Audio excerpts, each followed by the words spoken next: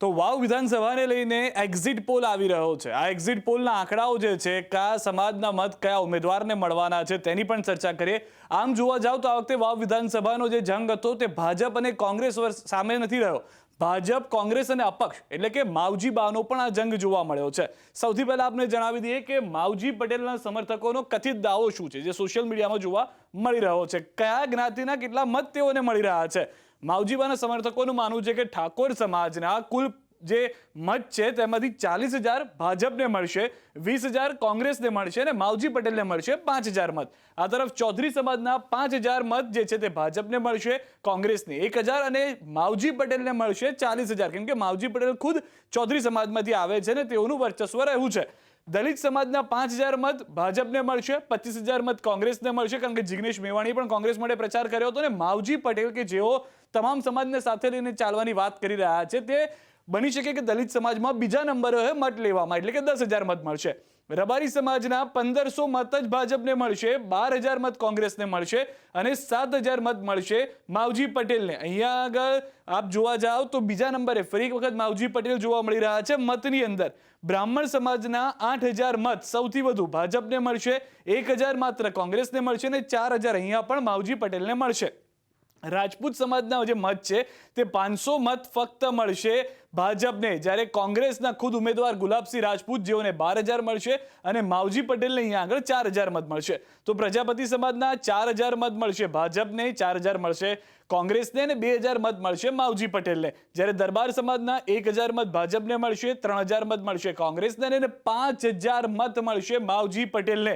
ચૌધરી સમાજના મત પછી સૌથી વધુ મત જો પહેલા નંબરના ગણવામાં આવે, જ્યારે ત્રણેયની કમ્પેરિઝન થાય તો તે છે દરબાર સમાજનું, જે સમર્થકોનો દાવો છે માવજી પટેલના, અને અન્ય સમાજના અથવા તો અન્ય જે તમામ મત છે તેની જો વાત કરીએ તો 10,000 મળશે ભાજપને, 8,000 મળી શકે છે કોંગ્રેસને અને 12,000 મળી શકે છે માવજી પટેલને। તેવું આ ગણિત અત્યારે જોવા મળી રહ્યું છે। જો આ પ્રમાણેના મતદાન થાય તો કુલ મત મળે છે ભાજપને 75,000, કોંગ્રેસને 86,000 અને 89,000 મત સાથે માવજી પટેલ બની શકે છે વાવના ધારાસભ્ય, એટલે કે 3,000 મતથી માવજી પટેલની જીતનો દાવો આ કરવામાં આવી રહ્યો છે તેમના સમર્થકો દ્વારા। આપનો શું મત છે તે આપ કમેન્ટમાં પણ જણાવી શકો છો, પરંતુ માવજી પટેલના સમર્થકોનો દાવો છે કે 89,000 મત માવજીબા લઈને આવે છે, માવજીબા વાવના ધારાસભ્ય બને છે અને તેઓની ઉપર જનતા વિશ્વાસ મૂકે છે, 3,000 મતથી તેમની જીત થાય છે।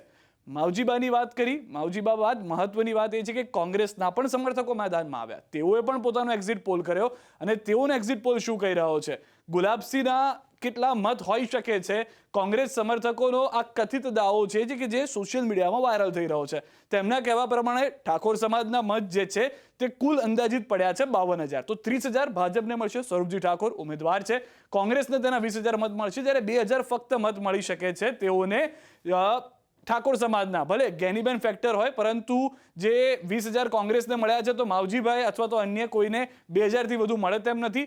ચૌધરી સમાજના 8,000 મત તેઓને મળી શકે છે ભાજપને, તેવો દાવો છે કોંગ્રેસના સમર્થકોનો, જ્યારે બાકીના જે છે તે 32,000ની આસપાસ અન્ય સમાજના, જે ચૌધરી સમાજના છે તે અન્યને મળશે, એટલે કે માવજીભાઈ જે ઉમેદવાર છે તેઓને મળશે। અહીંયા આગળ કોંગ્રેસ જે સમર્થકો છે તેઓ પોતાને ચૌધરી સમાજના મત પોતાની તરફ આવતા હોય તેવું ઓછું માની રહ્યા છે। એક તરફ અહીંયા આગળ સ્વરૂપજી સાથે અનેક ચૌધરી સમાજના આગેવાનો પણ રહ્યા હતા, ત્યાં આગળ માવજી પટેલ કે જે ચૌધરી સમાજના અનેક જગ્યાએ પ્રચાર પ્રસારમાં જોવા મળ્યા હતા, તો અહીંયા આગળ કોંગ્રેસના સમર્થકો ખુદ કહી રહ્યા છે કે તેટલા મત ન હોઈ શકે અથવા તો તેનું ગણિત તેઓને ખ્યાલ નથી આવી રહ્યું। તો દલિત સમાજના 2,000 મત જ ભાજપને મળશે, જ્યારે 23,000 મત કોંગ્રેસને મળશે, જ્યારે અન્યને ફક્ત 4,000 મત મળશે। કોંગ્રેસની અંદર જિગ્નેશ મેવાણીએ પણ સભાઓ કરી હતી, તેનો ફાયદો તેઓને મળી રહ્યો છે। તો રબારી સમાજના 4,000 ફક્ત મળશે ભાજપને, જ્યારે 8,000 મળશે ઠાકરસિંહ રબારી કે જેઓએ ટિકિટ માંગવાની વાત કરી હતી, તેમણે પ્રચાર કર્યો હતો, તેઓની સમર્થનમાં જશે સમર્થકો,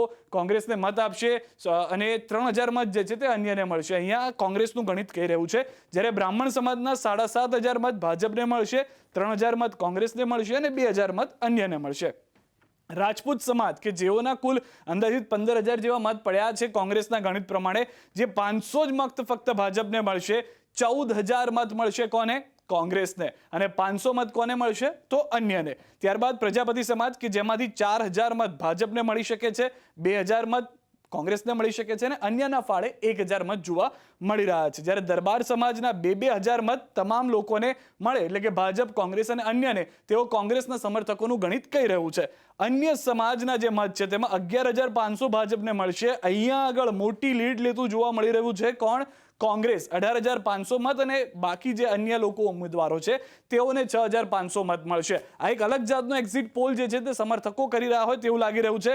હવે અહીંયા આગળ કુલ મતદાન જુઓ તો 69,500 મત ભાજપના છે, કોંગ્રેસ પાસે 90,500 મત થયા અને અન્ય પાસે 53,000 મત થયા. એનો મતલબ એ છે કે આ ગણતરી પ્રમાણે 21,000 મતથી ગુલાબસિંહ રાજપૂત જીત થવાનો દાવો જે છે તે કોંગ્રેસના સમર્થકો કહી રહ્યા છે. એટલે કે ગુલાબસિંહે જે કહ્યું હતું કે 3 વર્ષ માટે તમારે મને ધારાસભ્ય બનાવવાનો છે, તે વાવની જનતા કરતી હોય તેવું આ દાવા પ્રમાણે, આ ગણિત પ્રમાણે જોવા મળી રહ્યું છે. હવે અહીંયા આગળ સ્વરૂપજી બચી ગયા. સ્વરૂપજીના પણ સમર્થકો મેદાન આવ્યો કે માવજી બા કહે છે, કોંગ્રેસ કહે છે, તો ભાજપ કેમ ના કહે? ભાજપના સમર્થકોનું એક ગણિત જે છે તે પ્રમાણે ઠાકોર સમાજના 39,875 મત ઠાકોર સમાજના ભાજપને મળશે, કોંગ્રેસને મળશે 16,855, માવજી પટેલને મળશે 2,992 મત. ચૌધરી સમાજના મત કોને વધુ મળશે? જેમાં ખુદ માનવું એ પણ છે કે ચૌધરી સમાજના માવજી પટેલને વધુ મત મળશે. ભાજપના સમર્થકોનો આ આંકડો સોશિયલ મીડિયામાં વાયરલ છે. 9,480 ભાજપને મળશે, કોંગ્રેસને 3,160 અને માવજી પટેલને મળશે 18,960 મત. દલિત સમાજના જે મત છે તે અહીંયા આગળ આપ જુઓ તો ભાજપના સમર્થકો પણ એ માનીને ચાલી રહ્યા છે કે 2,141 મત ભાજપને મળશે, 22,981 મત કોંગ્રેસને મળશે અને માવજી પટેલને 6,280 મત. એટલે કે માવજી પટેલ બીજા નંબરે અહીંયા આગળ હોઈ શકે છે દલિત સમાજના જ્યારે મતદાનની વાત આવે ત્યારે. રબારી સમાજમાં જો જોઈએ તો 2,796 મત ભાજપને મળશે. અહીંયા આગળ ઠાકરસિંહભાઈ કામ કરી ગયા હોય એવું લાગી રહ્યું છે. જે સમર્થકોનો દાવો છે ભાજપના તે પ્રમાણે 14,043 મત તેઓને મળી રહ્યા છે અને 1,794 મત માવજી પટેલને મળી રહ્યા છે. બ્રાહ્મણ સમાજના 11,536 મત ભાજપને મળી શકે છે, 3,134 મત કોંગ્રેસને મળશે અને માવજી પટેલને 1,001 મત મળશે.